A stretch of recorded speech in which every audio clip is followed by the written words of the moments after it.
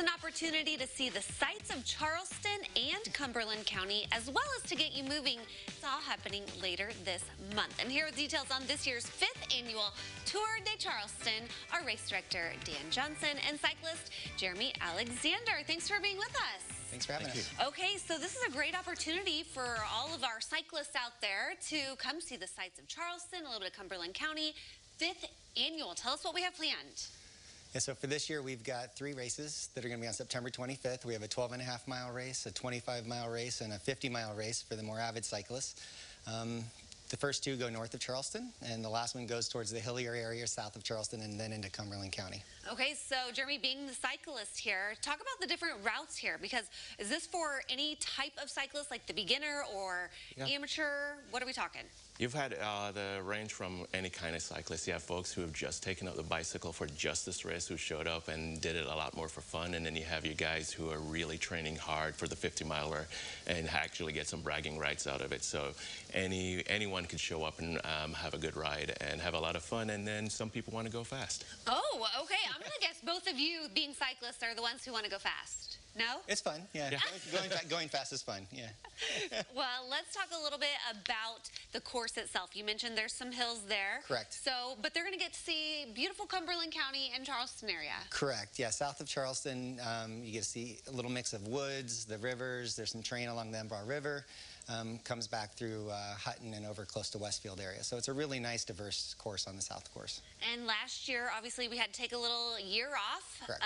So is this technically the 4th annual, or are we still considering this the 5th? We're going to consider the 5th. Yeah. How was the response like last year with it being virtually? I mean, it was good. I mean, there was a small group of people that did it virtually, but it was a lot of fun still. So. And does the Chamber put this on, or is this something else? It is through the Chamber of Commerce, yes, correct. And why do they feel it's important to host this type of event in Charleston? Well, it is a local fundraiser for the Chamber, but also it's a great community event to bring people together. And so the last few years, we've had over 200 people that have shown up, and some of the different community organizations help to support it, and they get involved with the activities throughout the day. So what kind of activities do you have planned throughout the day? So they've got some food tents going, or some food that's going to be distributed throughout the race, and then we have a lot of the families come up and just hang out and spend time with the local businesses on the square. Yeah. Jeremy, are there different categories of participants? Like, do we divide it up between age group or gender?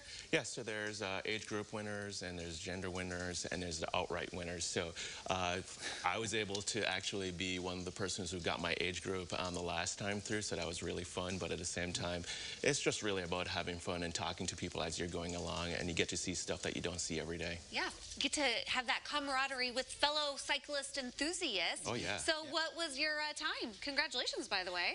Right. I think I was about 2:20, and that's in the 50-miler, and there are guys who are going to go sub that. Okay, but how were your buns feeling after that ride? That's what I'm concerned about. Is like, I would think I wouldn't be able to walk afterwards. And, I mean, most folks have dialed in their bike a little bit, so you get used to riding on that.